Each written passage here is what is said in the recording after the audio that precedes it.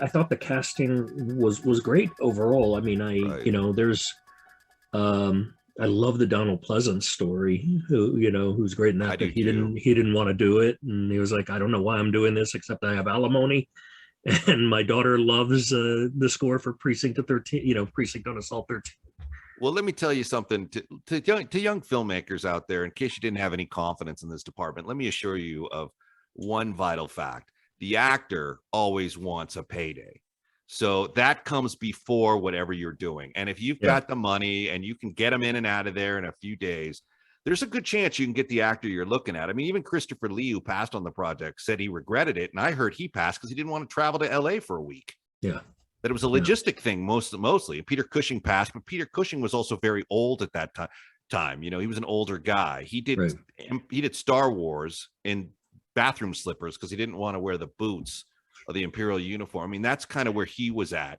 And I do think that when you say, hey, you got to come to LA for a week, they're like, oh, really? I got to get on a plane and do that. And so the trick is your location. So if you have an actor who's in your town that you're shooting in, and you can get them in and out for a couple of days and give them enough money for, their heroin habit or whatever they may need, you got a good shot of getting them. And Pleasance was a jobber. Pleasance was in everything when we were growing up. Yeah.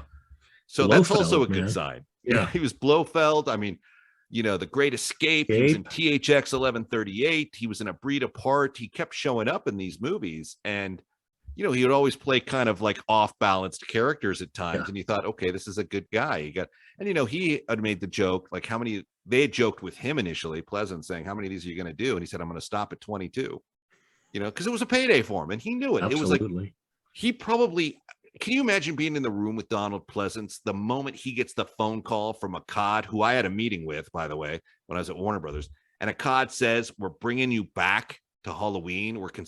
Are you kidding me? That was probably one of the best days of his life when they said, we're getting away from Halloween 3. We're bringing you back for 4. He was like, yes.